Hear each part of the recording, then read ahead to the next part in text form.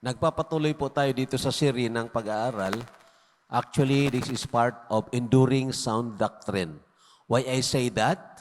Kasi po, ang prayer, bagamat sabi natin simple, na parang kung ano ang laman ng puso mo, ano ang ninanais ng puso mo ay banggitin mo sa Panginoon. Hindi mo kailangang mag-memorize, katulad ng mga itinuro sa atin ng relihiyon, na kailangan kag mag-memorize para maka-pray ka kuno. Noon, Latin pa ang pinapamemorize sa atin kahit hindi natin alam kung anong kahulugan. So, bagamat ito ay parang simple, dahil from the heart, meaning parang kinakausap mo lang ang isang persona, and yet, it is hard to do it. Kaya sabihin po ng Panginoon, gusto nating ilagay ito doon sa grupo ng Enduring Sound Doctrine on Prayer. Ang purpose, ang aim ng series po na ito, mga kapatid at mga kaibigan, upang sa ganon, tayo na mga tunay na nakakilala sa Panginoon, tayong mga tunay na nagsabi, linigtas ng Panginoon, ay maging normal ang flow ng answer sa prayer po natin. Ang ibig sabihin, hindi po tayo nananalangin na parang patsamba-tsamba. Baka sakali sagutin ng Panginoon ito. Akong hindi man, okay na ako dito. Now, while there is truth in that, now we ask according to the will of God, meaning ayon sa kalooban ng Panginoon, but when we know that it is in the will of the Lord, nasa kalooban ng Panginoon, we have that assurance in our hearts. We have that confidence na when we pray, talaga ang Panginoon ay sasagot sa ating panalangin. Na kung kinakailangan, ito ay ma-extend for several days and maybe months and maybe years. Ipagsumamo natin sa Panginoon, then we need to do that. Okay? There are prayers that can easily be answered just a moment from the time you pray. From the time you pray, then God answers the prayer and He could deliver the answers to our prayers. But there are times also that we have to persist. We have to persevere. Kaya nandoon sa salita ng Panginoon ang tinatawag, persevering in prayer. Okay? There are times that we have to fast. Kailangang mag-ayuno. And we have to wait for God's answers. And that's why nilagay po natin ito sa kategory ng enduring sound doctrine. Another reason, mga kapatid, dahil sa ating kapanahunan ngayon, dahil sa kakulangan ng mga pagtuturo doon sa tinatawag mga bagay na magdudulot sa iyo ng deeper na relationship with the Lord, dahil doon, dalawang epekto niyan, there are people or Christians who are praying casually, ritualistically, and they just, try to guess na parang inisip nila kung sagutin, okay, kung hindi, okay man. Another one is, there are Christians who are not motivated to pray at all, persistently, dahil nga, akala nila, itong prayer na ito, ay para lang sa extraordinary na mga Christians so-called.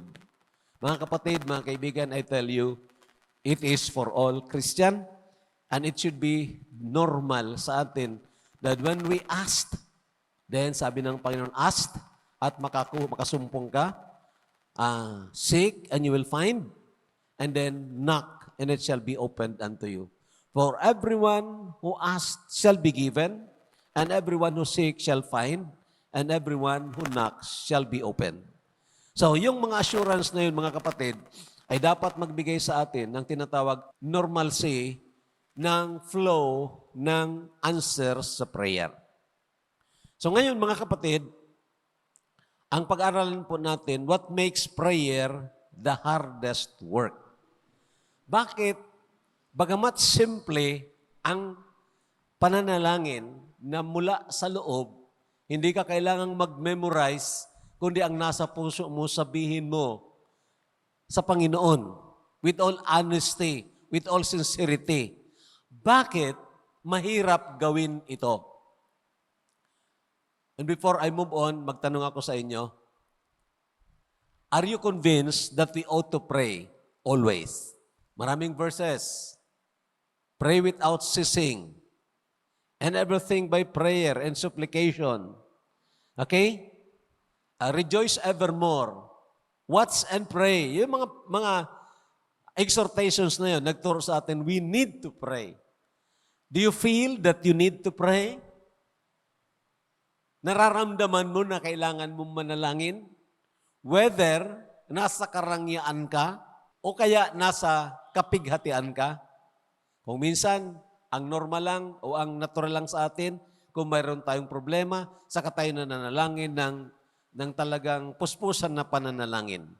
Pero pag walang problema, akala natin kahit na hindi tayo manalangin ng palagian at with all sincerity. Pero sabihin ko sa inyo, sa tinuturo ng salita ng Panginoon, the more that God will bless us, the more we should be praying persistently.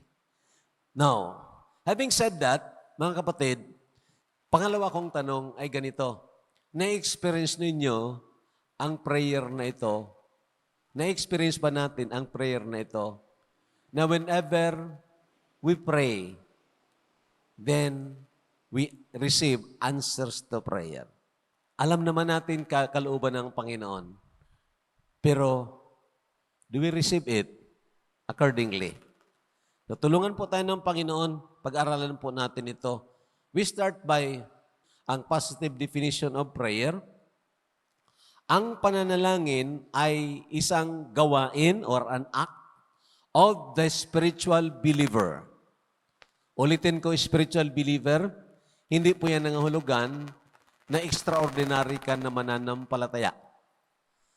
Ang ibig sabihin yan, ikaw ay pinananahanan ng banal na Espiritu at nagpapasakop sa banal na Espiritu.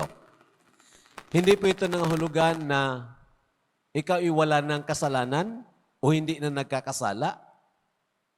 Hindi po yon. A spiritual believer, one who is being led and controlled by the Spirit of God. Okay? So, ang pananalangin ay gawain ng isang spiritual na mananampalataya na nakikipagtrabaho kasama ng Diyos, working together with God. Okay? Ito ang pag-iisa ng kalooban ng tao sa kalooban ng Diyos. So, let us read Romans 15:30. Now, I beg you, brethren, through the Lord Jesus Christ and through the love of the Spirit, that you strive together with me in prayers to God for me.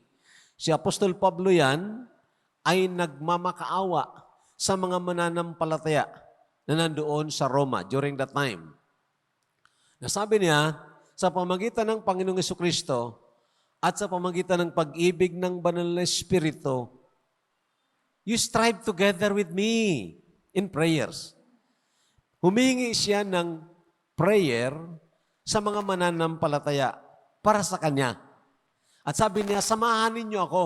Then sabi niya, that I may be delivered from those in Judea who do not believe, and that my service for Jerusalem may be acceptable to the saints. So ang kanyang prayer request sa mga mananampalataya ay may connection sa trabaho na pinapagawa sa kanya ng Panginoon. And that is, ipahayag niya ang salita ng Diyos doon sa Jerusalem at ito ay mapakinggan at matanggap ng mga mananampalataya doon. Now, bakit humingi siya ng deliverance? Dahil may mga taong hindi mananampalataya doon. Sabi niya, kalaban ako nito. Kaaway nito ang Ebanghelyo. In fact, many times na binato nila hinuli nila si Pablo, ikinulong si Pablo. So he was asking for deliverance. And then sabi niya, that I may come to you with joy by the will of God and may be refreshed together with you. So may plano siya kasi pumunta doon sa Roma at pagpunta niya doon, maka-fellowship niya itong mga mananampalataya. And surely, nakapunta po siya doon sa Roma, pero as a prisoner. So alam natin yon. Now, having said that, we move on. What makes prayer hardest? Bakit sa lahat ng gawain, sa lahat ng pinapatrabaho ng Panginoon sa atin, bakit ito ang trabaho na napakahirap? Sabi ko nga sa inyo, trabaho po ito. Prayer is work and it is hard work. Kung minsan, ang iniisip agad natin na mahirap, yung pagpapahayag ng salita ng Diyos. Oo, mahirap yon. Kahit na ang preparasyon ng pag-prepare ng message ng isang pastor, mahirap din yon. I have to wrestle. But then, mas mahirap ang pananalangin, lalo na in matter sa tinatawag intercessory prayer. You are praying for others. Mahirap po yon. Bakit? Number one, dahil sa ating datihang pagkatao, our old self. Ang isang tao na tunay na naligtas, sabi ng salita ng Diyos, ang kanyang espiritu ay ipinanganak na muli, na born again. So tatlong parte ng tao, espiritu, kaluluwa at katawan. Yung inner person, ang espiritu natin ay ipinanganak na muli. Subalit hindi tinanggal ng Panginoon itong tinatawag natural nating pagkatao. Itong old self. Ang natural nating pagkatao, ito po ang na-inherit natin, namana natin kay Adan. Ito po ang ako, ang gusto ko, ako. Okay? Ito ang ako. Subalit ang nangyari po, makinig ng maigi, nang tayo po'y manampalataya sa Panginoong Jesucristo, ang ating datihang pagkatao ay napako na rin kasama ni Kristo. Okay? So, kayong mga palaging nakikinig sa akin, alam ninyo ang katotohanan na yan. So, ang datihang pagkatao natin, wala po siyang gana manalangin.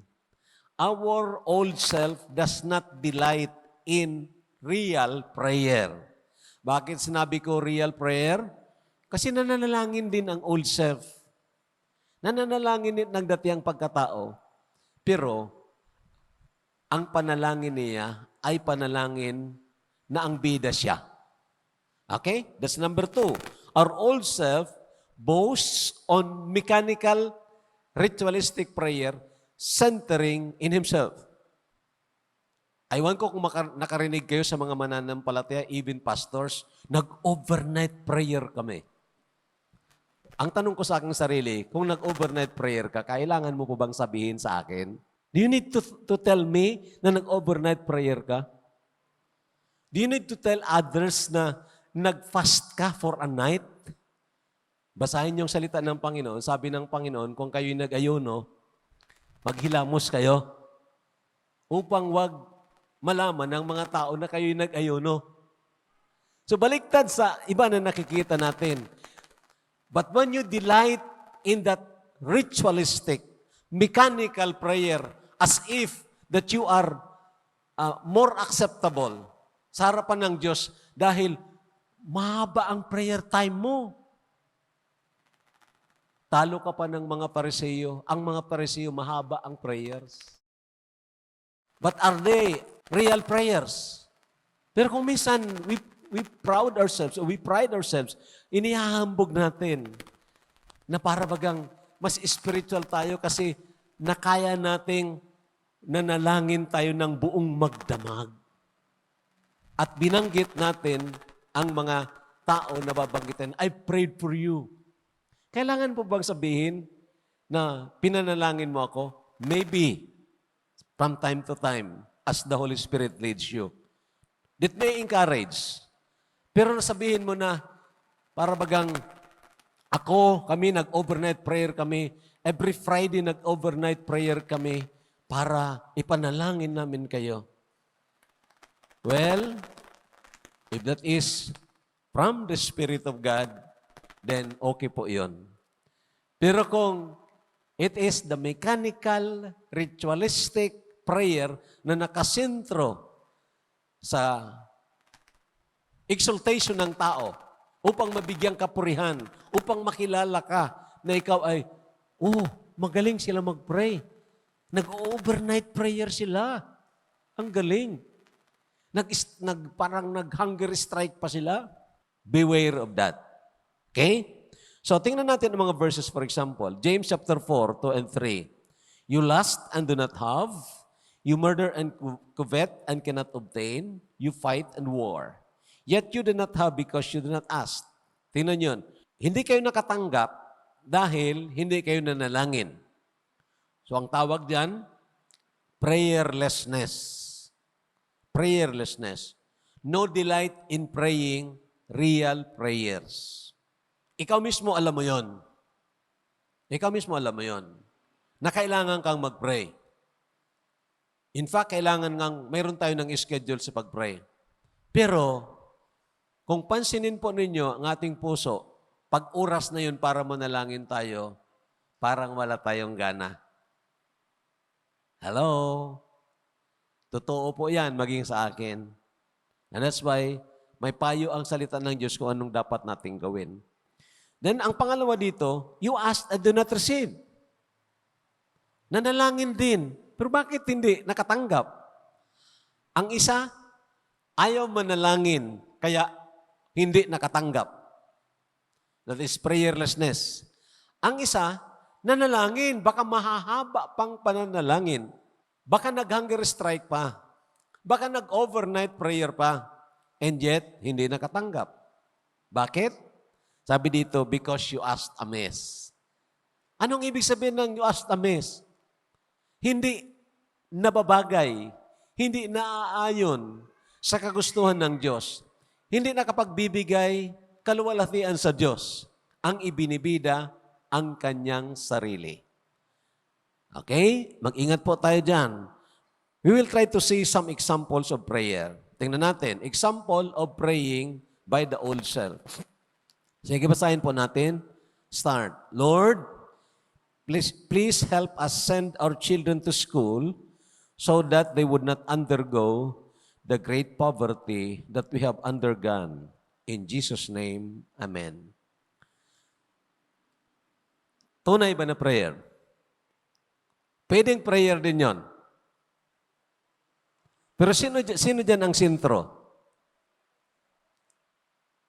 Sino ang bida dyan? Lord, tulungan mo kami na mapadala namin, mapag-aral namin ang aming mga anak upang sa ganon, hindi na siya dumaan sa kahirapan na dinaanan namin. Katulad ko halimbawa, dumaan ako sa grabing kahirapan. At isinusumpa ko ang kahirapan na yon. At sabi ko, hindi talaga ako maghihirap. At sinulatan ko ang notebook ko, whether I'll crawl or I'll roll, I'll finish my studies. At nagsumikap ako para mag-aral because I want myself na may angat. Sino ang bida doon? Kung naiangat kong aking sarili sa pamagitan ng pinag-aralan ko, kung naiangat kong aking sarili, sinong bida? Ako yun. Ako yun ang bida. Kaya kinuha ako ng Panginoon sa trabaho ko, kinuha ako sa profession ko, pinadaan ako sa kahirapan, and then the Lord bless na hindi ko alam kung paano niya ginawa, but it is God glorifying blessing. So ito ang prayer natin kung minsan i-check natin. Ha? Kung ito ay para sa ikaaangat lang natin o ng buhay natin per se, then selfish kind of prayer. Prayer yan ng carnal Christian. Prayer yan ng tao na ang nagkokontrol sa kanyang sarili ay ang sarili niya, hindi ang banal na espiritu. Okay? Tingnan nyo ang prayer ng isang spiritual Christian. Itong nananalangin, pero ginigiyahan siya ng banal na Espiritu. Lord, please help us send our children to school so that they could be more equipped in serving you wherever you would want them to shine for your glory. Sino dyan ang mabibigyan kaluwalhatian? Sino? Ikaw? Ang anak mo? Hindi. Ang Panginoon. Remember Philippians 4:19. But my God shall supply all your needs according to His riches in glory by Christ Jesus.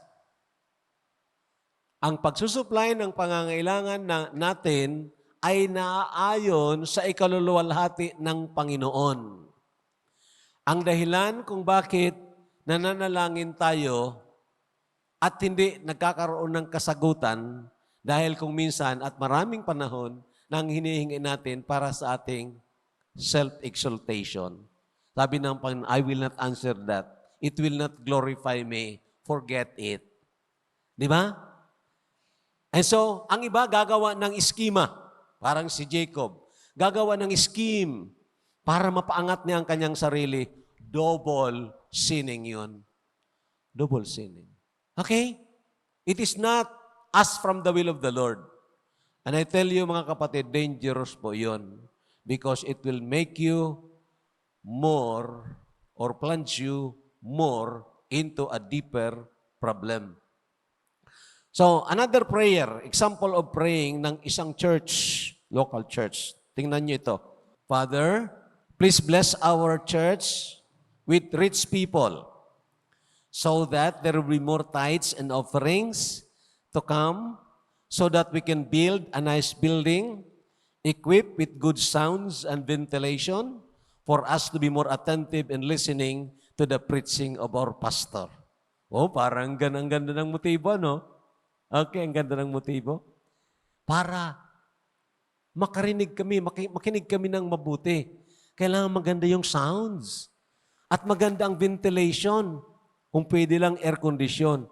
So para mangyari ito, Panginoon, bendisyonan mo ang aming church. Bendisyonan mo ang First Fundamental Baptist Church ng mga mayayaman na mga tao. Sana maraming magpamimbro na mayayaman na mga tao para malaki ang tithes at mag-offering malaki para mapagawa namin ang building maganda. Now, hello? Okay bang prayer na yan? For many years, ang church building na ito ay kinakantsawan ng nasa labas. May mga dumadaan dyan, sabi niya, anong klase yan? Parang mulinuhan? There was no beauty of the building itself. Now, ang alam ko lang, mga kapatid ko, what is to be adorned is the good doctrine. Ang sabi ko sa mga Christians noon, pupunta sila dito, mag-attend sila dahil dito nagtuturo ng sound doctrine. Hindi pupunta sila dito dahil air condition. Wala naman tayong air condition. O pupunta sila dito dahil maganda ang building. Ang ganda. Parang iglesia ni Kristo. Mga kapatid, itong prayer na ito, prayer ng isang tao na ang gustong purihin ay ang kanilang church, hindi ang Panginoong Jesucristo. Okay? Pero tingnan nyo ang prayer ng isang ginaguide ng banal na Espiritu. Tingnan nyo, prayer of the spiritual Christian. Father, please bless our church with genuine conversions, whom we can nourish, so that they will grow and radiate your glory and be willing to go, give, welcome, and pray that your great name be proclaimed to all the nations. Yan din ang prayer ko, partly, ng mga papasok dito para makinig ng salita ng Diyos, ay hipuin ang banal na Espiritu. ng Ebanghelyo ng Panginoong Jesucristo, the glory of the gospel of Christ will shine in your hearts. Na makilala mo ang tunay na Kristo, ang Kristo ng Biblia, na Diyos, na nagkatawang tao, na siyang nagbayad kumpleto ng kasalanan mo at ng kasalanan ko doon sa krus ng Kalbaryo. At siya ay nabuhay na maguli. At ikaw ay manampalataya sa Kanya direkta.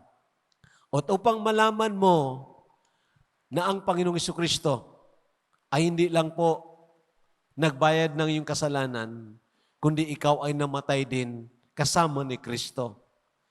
At siya ay nananahan sa iyo sa pamagitan ng Banal na Espiritu. That's my desire. Genuine conversion. Never mind kung mahuli ka or late ka na magpabautismo sa tubig. Hello? Makinig ng maigi. May mga tao na pag-profess ng isang tao, tumanggap kay Jesus Christ, bautismuhan agad.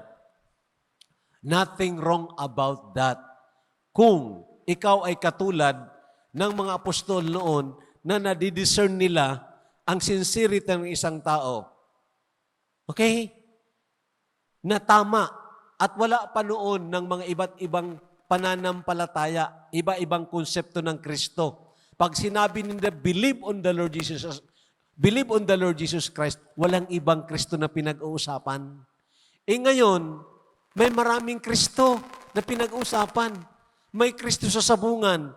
Kung yun ang paniwalaan niya, ang Kristo na palaging nakapako sa cross, kung yun ang itinuro sa Kanya, akala niya, oy, tanggapin ko ito. Total, pag tinanggap ko ito, libre lang naman. Maligtas daw ako. O sige, maligtas ako. Pero there was no change at all. Why? Hindi nila kilala ang tunay na Kristo. What I'm trying to tell you, nothing wrong kung pagkaligtas, mabautismuhan. Pero most often, lalo na kung hindi na-present masyado ang Kristo ng Biblia at ang kanyang katangian, most often of the profession na of faith are not genuine. Hindi tunay. Umiiyak pa, pastor. Umiiyak ba? Ibasahin nyo sa Bible, may umiiyak din diyan. Sincero. Pero, hindi niya naunawaan. So, ang ibig sabihin mga kapatid, let us wait for the power of the Spirit of God to work in the man and then sa kabautismo sa tubig. So, I prayed for genuine conversion. We should pray for genuine conversion. Hindi membership. Okay? May mga mananampalataya, may mga churches o grupo ng mga mananampalataya na kung pumupunta sa isang lugar, ang hinahanap, membro ng ibang local church. Don't do that. God sent me not to seek for members of other churches. God called me to seek for the lost people, that they would come to the saving knowledge of the Lord Jesus Christ. So I prayed for genuine repentance, genuine conversion, and then maturuan natin sila, madisciple natin sila, mapalago natin sila upang pag sila ay maging spiritual na mga mananampalataya, they could be God-honoring, Christ-exalting Christians. Wherever they are, kung hindi man sila maging membro ng local church natin, pero nandun sa ibang local church, but they are glorifying God, making Christ as the center of their lives, at ipinapahayag nila sa kanilang buhay at sa kanilang bibig ang kaluwalhatian ng Panginoon. Okay na ako dyan. Okay? So, prayer of a spiritual Christian. So, what should we do? Dahil ganito, mahirap ang panalangin dahil ang datihang pagkatao natin ayaw manalangin ng tunay na panalangin. At kung manalangin man, ritualistic, mechanical, self-exalting prayer, ano ang kailangan natin gawin? Number 1, the strengthened spirit has to strive against the flesh by faith.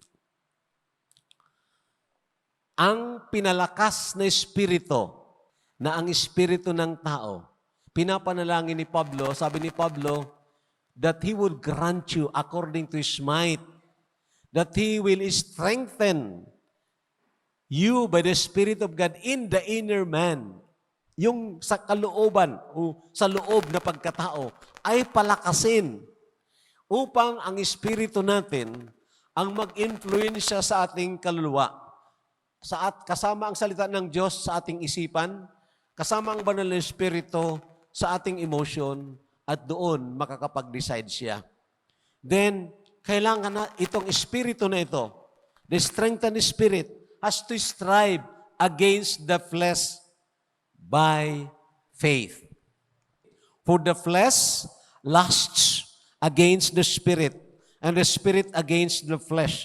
And these are contrary to one another, so that you do not do the things that you wish. Gusto kang manalangin, pero sabi ng datihang pagkatao mo, "Oy, marami ka pang gagawin. Oy, sayang lang ng pag-pray mo. Hindi naman yan mapapakinggan." Hindi mo yan mapakinggan na parang third person nagsasabi, "Ikaw mismo yun." Siguro ko, mananalangin ako, pagganahan ako. Pagganahan ako mag-pray, saka ako mag-pray. Pero many times, mga kapatid, hindi tayo ganado mag-pray. Okay? The flesh is weak, bagamat the Spirit is willing. And so we need to strive against the flesh. We have to fight. Okay? Now, bakit by faith? Ito, makinig. Ang ating datihang pagkatao, ang old self, sabi ng Bible, napako na kasama ng Panginoong Jesucristo. Galatians 2:20, i-memorize ninyo yan. I am crucified with Christ. Bakit I am? Dahil araw-araw kailangang ibilang natin na ang ating datihang pagkatao ay napako na kasama ni Kristo. Patay na. Hindi na dapat ang magbida-bida sa ating sarili. Subalit mayroon tayong bagong pagkatao, yung strengthened spirit. Sabi dan, but however I live, namatay ako diyan kay Kristo, pero nabuhay akong muli sa pamagitan ng resurrection ni Jesus Christ. At ang buhay na ito na ipinamumuhay ko ngayon, hindi na ang buhay ko noon. And the life that I now live in the flesh, I live by the faith of the Son of God who loved me and gave Himself for me. Okay? Yet not I. Anong I dyan? Hindi na ako.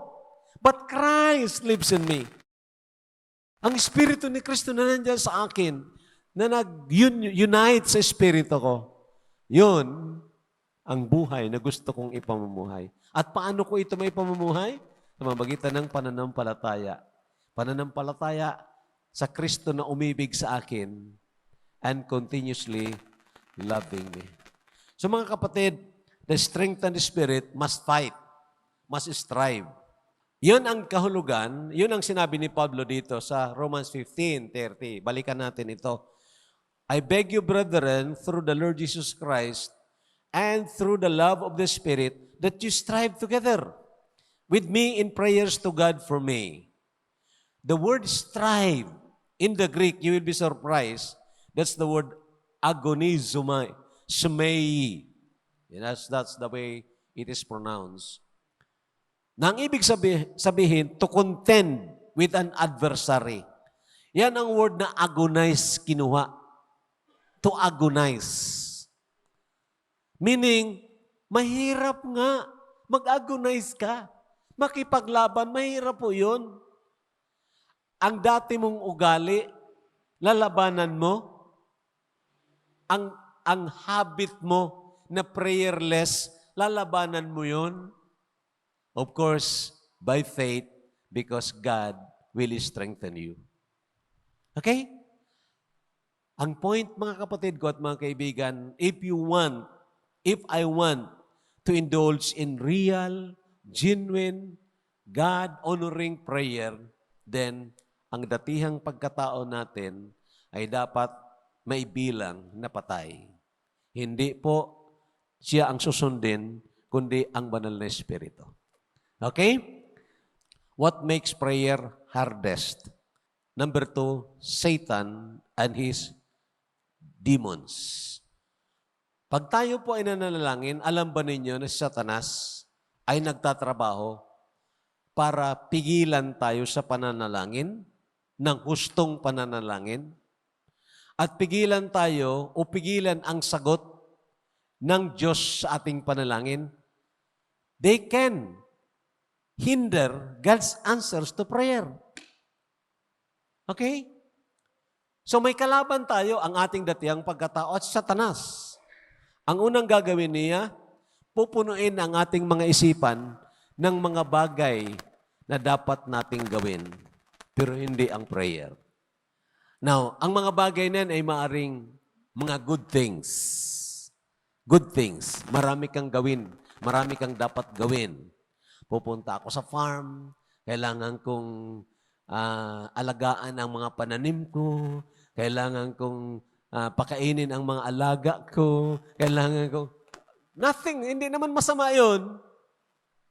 But you know, ang problema doon, ang isip mo nakaset na para magtrabaho ng mga trivial na mga bagay, not the hardest work that we ought to be doing every day, and that is prayer. I know that dahil experience ko rin po yon. Hindi ko ito pinag-preach para sa inyo lang.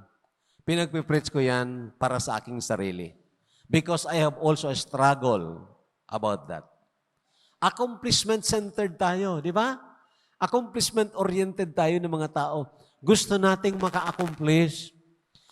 Gusto nating may magawa tayo. At the end of the day, kita natin, wow, nagawa ko ito. Mayroong tinatawag, joy, having fulfilled something. Yung tinatawag sense of fulfillment. Nothing wrong about that. But the problem is, ano ang ginamit natin na lakas para nagawa natin yon? Sumalok ba tayo? Una sa lahat, ng grasya ng Panginoon? Sumalok ba tayo ng kalakasan mula sa Panginoon bago natin ginawa ang isang bagay? Yan ang problem. O kaya, nag-indulge din tayo sa tinatawag ritualistic prayer. There was no working of the Spirit of God. There was no understanding mula sa Diyos. Tandaan po ninyo ito, makinig kayo ng maigi. You read 1 Corinthians chapter 2, the natural man receive not the things of God. They are foolishness unto them. Okay? Pero ang mga taong spiritual, ang mga taong pinanahanan ng banal na Espiritu, when they humble themselves, the Lord revealed to them the will of the Lord. Pero so many times, mga kapatid ko at mga kaibigan, lalo na kung medyo akala natin wala namang problema, agad-agad tayo, lusob. Akala natin, kayang-kaya natin. But you know, maya-maya, atras tayo. Lalo na in matters of spiritual work. And you know, mga kapatid ko, I'm trying to tell you this kasi we are engaged in a war. We are engaged in a war. Ang mga ginamit ng Diyos na maigi na pagkagamit ng Panginoon, na ang mga taong inilapit ng Panginoon sa kanila, karamihan ay nangaligtas at the disciple nila ay mga taong mga mapanalangin, real prayers. They are men of prayers. So, Satan will even hinder God's answer to our prayers. Daniel chapter 10, verse 12. Tingnan nyo. Then he said to me, do not fear, Daniel, for from the first day that you set your heart to understand and to humble yourself before your God, your words were heard, and I have come because of your words. Ang nagsasalita ay ang anghel, at sinasabihan si Daniel, pagsimula mo na manalangin, you set your heart to understand and to humble yourself before your God. Si Daniel kasi, gusto niyang malaman kung ano ang timetable na makakaalis sila doon sa Babylonia dahil na-exile sila doon.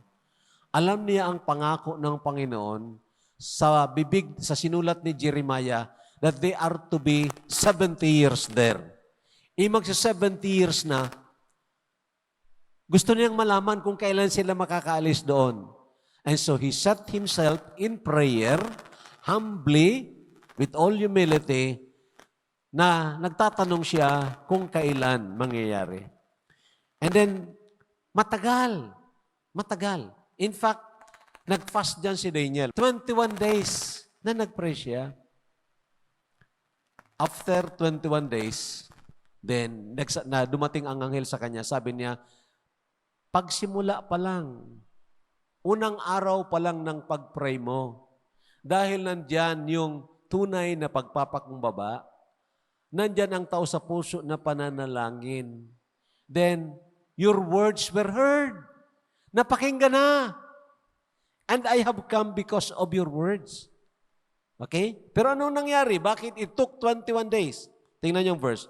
But the prince of the kingdom of Persia withstood me 21 days. Hello?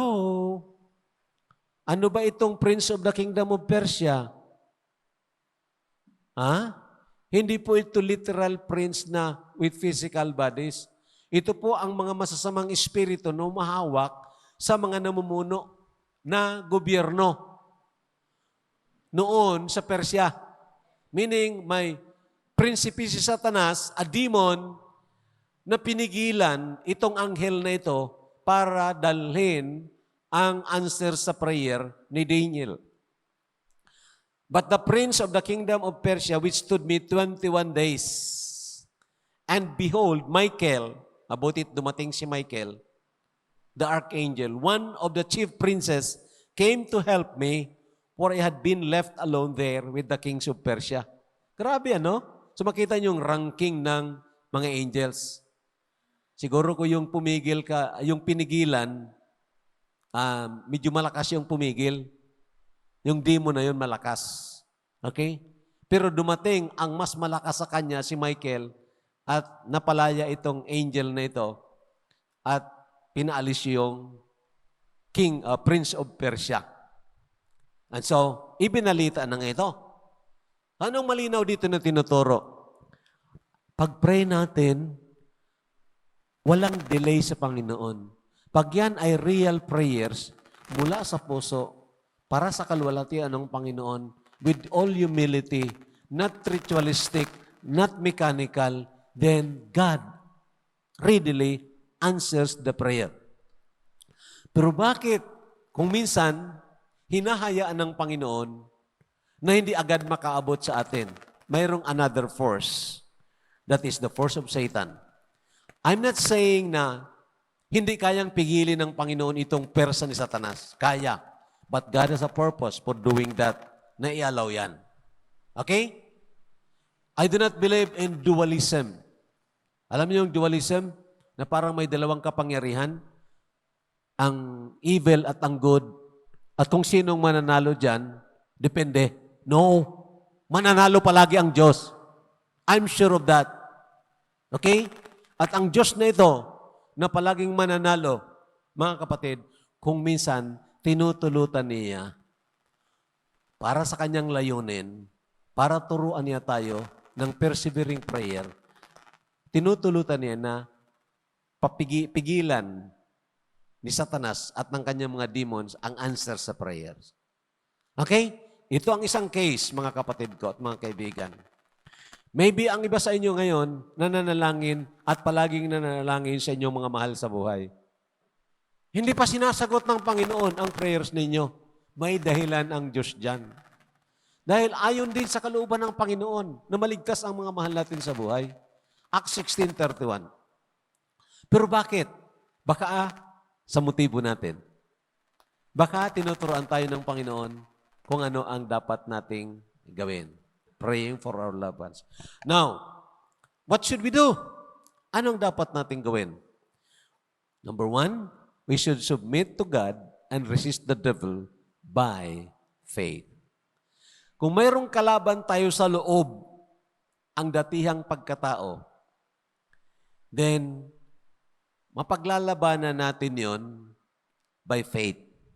Mayroon din tayong kalaban sa labas, Si Satanas at ang kanyang mga demons, mapaglalabanan din natin sila by faith. Anong ibig sabihin ng by faith? Itong mga masasamang elemento, itong mga kampo ni Satanas at si Satanas, tinalo na po yan ng Panginoon.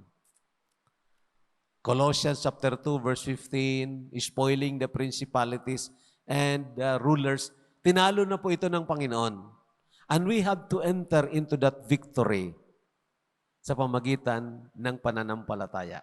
Anyway, that's another discussion. Pero I'm trying to tell you mga kapatid na we have to submit to God. Panginoon, hindi ko po kaya ito. Tinutokso ako ng diablo. Nandyan ang datihang kong pagkatao. Nagpapasakop ako sa iyo.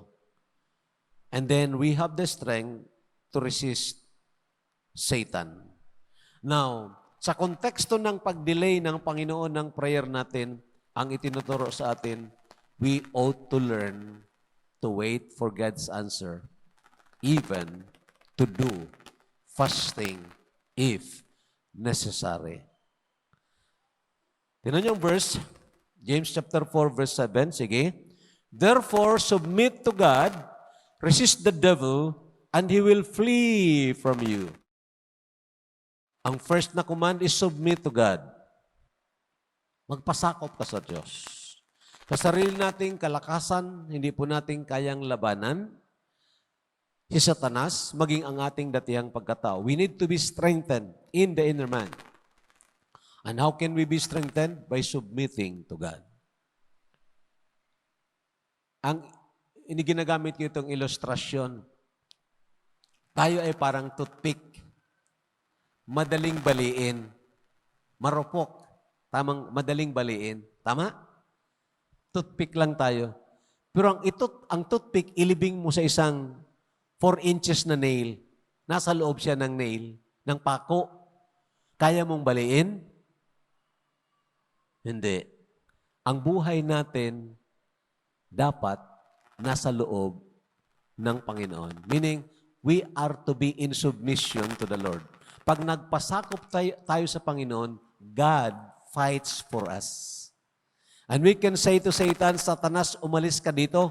Kayong mga demons na naghinder ng prayers ko para sa aking mga loved ones, umalis kayo dito. Wala kayong kapangyarihan para pigilan ang prayers o ang answer sa prayers because it is God's will na maligtas ang mahal ko sa buhay. Do you pray that kind of prayer?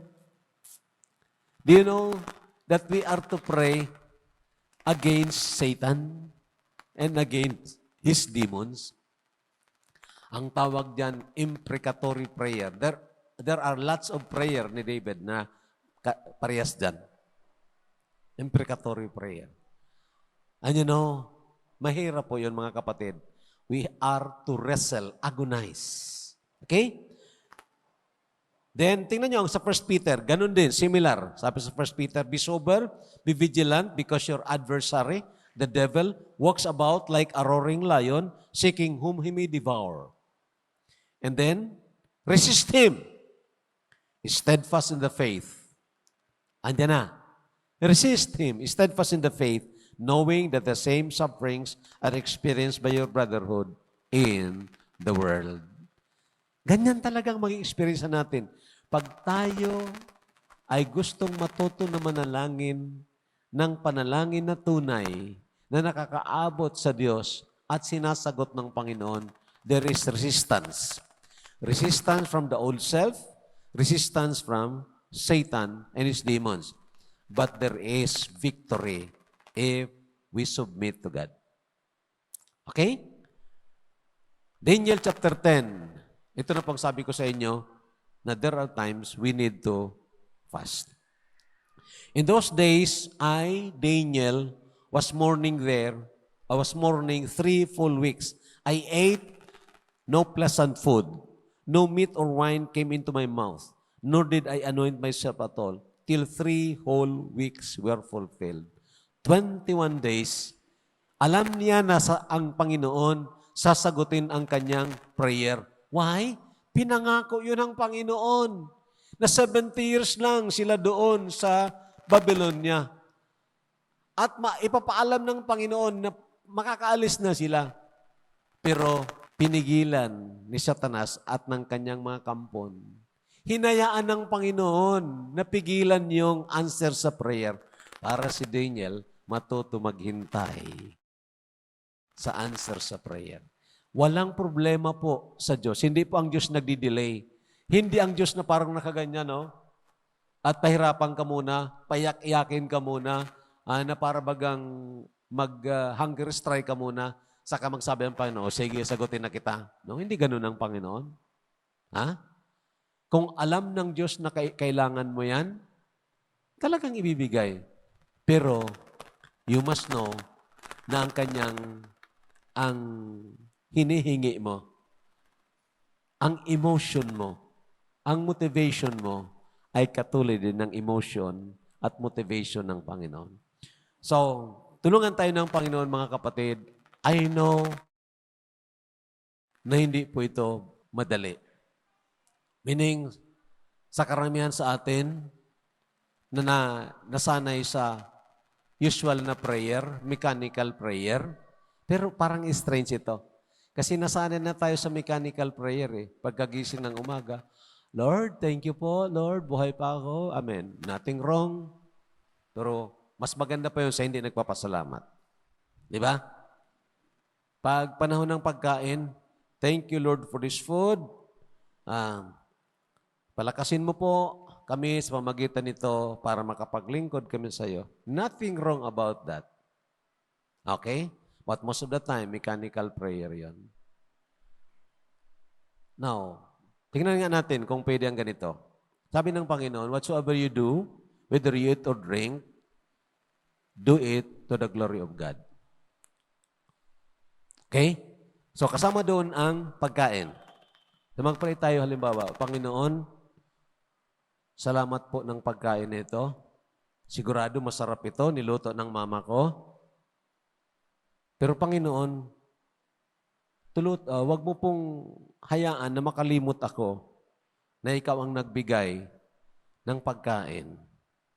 At ikaw ang nagbigay ng panglasa sa aking dila, taste buds. Pag nalasahan ko po na masarap ito, tulungan mo ako na ikaw ang hangaan, purihin. Siguro ko mas maganda yan, ano? I'm trying to tell you to be praying in glorifying and glorify the Lord. So, kasi most of the time, ang prayer natin mechanical, ritualistic. Pag matutulog na, hello, do you pray regularly for your children? Okay, that's better. Kasi hindi nagpipray. Di ba? Eh, kung minsan, ang prayer natin ay parang paulit-ulit na lang. Again, I'm not saying na mali yun, but try to move to that prayer wherein the Spirit kasama mo. Lord, ang mga anak ko, tulungan mo po sila. Sana palagi silang malusog. Sana palagi silang may trabaho para makasupport din sa amin. Okay lang naman yun. Ha? Pero ang ibig ko sabihin, we go for a greater prayer. Tulungan tayo ng Panginoon. Matuto tayong manalangin as a spiritual Christian.